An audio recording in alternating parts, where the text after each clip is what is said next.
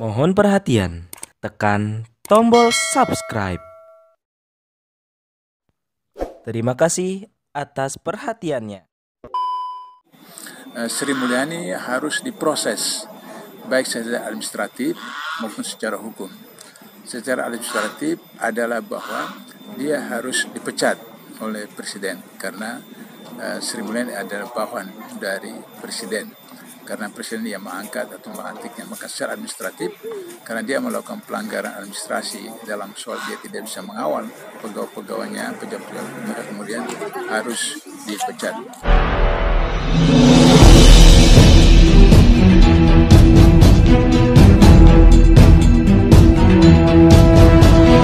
Saya Yasin Muhammad, driver online Depok.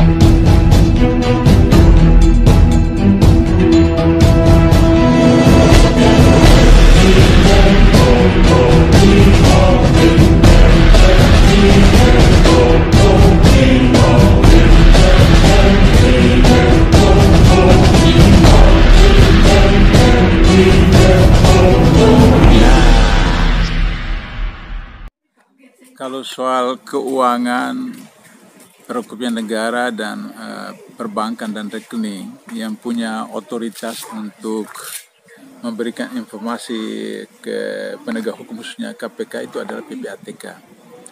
Jadi kalau PPATK mengatakan ada 300 triliun dari tahun sekian sampai sekian yang melibatkan pejabat atau pegawai Kementerian Keuangan, itu berarti sah, valid, sebab yang punya otoritas berdasarkan undang-undang itu adalah PPATK. Untuk itu maka pertanyaannya adalah bahwa PPATK serahkan data-data itu kepada siapa? Apakah ke kepolisian, ke kejaksaan, ke KPK, atau ke Kementerian Keuangan yang terkait seperti itu. Jadi kalau misalnya diserahkan kepada aparat penegak hukum, baik kepolisian, kejaksaan atau KPK, berarti kepolisian, kejaksaan, KPK terlibat dalam kasus korupsi itu. Artinya bahwa mereka berdasarkan pasal 55 ayat 1 Undang-Undang KUHP bersama-sama menyetujui atau bergabung di situ. Atau berdasarkan KUHP juga menetapkan bahwa seorang PNS yang mengetahui ada satu peristiwa pidana dan tidak melaporkannya, maka dia terkena pidana seperti itu. Nah, oleh karena itu maka kalau misalnya kejaksaan, kepolisian, KPK tidak menanganinya, maka itu terkena pidana, baik pidana korupsi maupun pidana umum.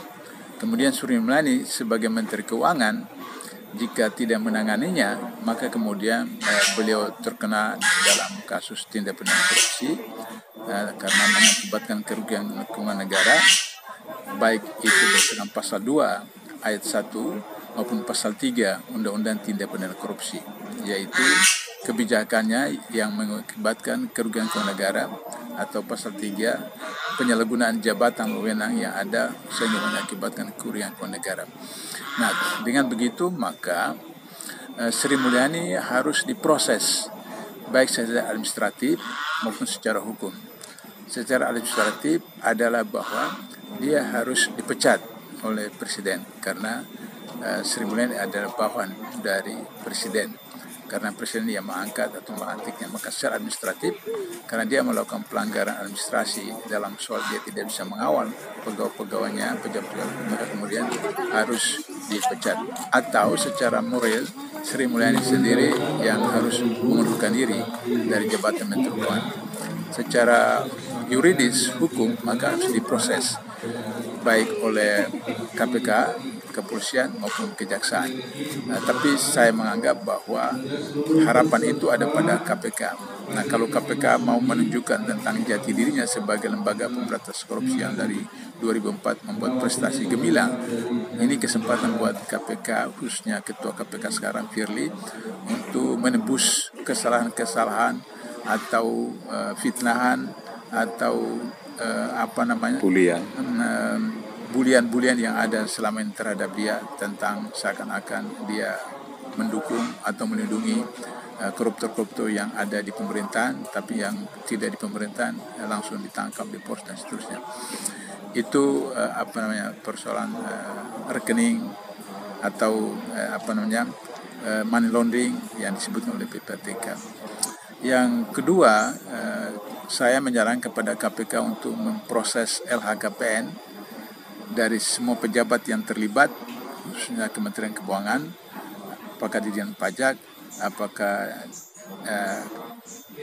kepala bagian dari umum di Dirjen Pajak, yaitu Saudara Rafael, atau Dirjen Bea Cukai, atau siapa saja dari Kementerian Keuangan, untuk dilakukan klarifikasi LHKPN-nya dengan meniru cara KPKPN dulu. Nah, itu saya sarankan kepada Direktur LHKPN di KPK, yaitu pertama, dilakukan proses klarifikasi administrasi. Pengalaman saya di KPKPN selama 4 tahun bahwa kalau seorang pejabat penyelenggara negara melaporkan harta kekayaannya dalam LHKPN, pasti dia punya dokumen-dokumen, apakah sertifikat, apakah akte, apakah kwitansi dan seterusnya. Persoalannya adalah orang LHKPN, orang KPK, bagian LHKPN harus meneliti apakah sertifikat, apakah STNK, apakah dokumen-dokumen itu asli atau palsu. Itu harus. Nah, untuk itu maka saya menyarankan orang KPK harus turun ke lapangan. Karena itu saya lakukan ketika di KPKPN. Saya pernah periksa Ketua DPRD Sumatera Utara, dan saya datang ke Medan, ke beberapa kota di Sumatera Utara. Saya lihat lokasi tanahnya, dan situ saya temukan bahwa ada penipuan, pelanggaran, dan seterusnya. Itu harus dilakukan. Kemudian yang kedua, setelah kemudian ditemukan ada hal-hal yang mencurigakan, maka kemudian dilakukan apa yang disebut dengan proses penyadapan. Proses penyadapan itu memang sekarang agak sukar karena harus izin Dewan Pengawas, tapi mudah-mudahan Dewan Pengawas bisa memberikan izin untuk melakukan penyadapan sehingga bisa diketahui apakah Sri Mulyani ada kong kali kong dengan mereka yang pejabat ini, atau mereka melakukan kong kali kong dengan pihak lain. Nah, misalnya dia punya mobil mewah 1,8 M, dan itu tidak dimasukkan di dalam LHKP-nya. Katanya itu punya abangnya, seperti itu. Begitu juga motor Harley-nya ratusan juta. Itu menunjukkan bahwa dia tidak bisa bertanggungjawabkan sehingga pakai nama orang lain.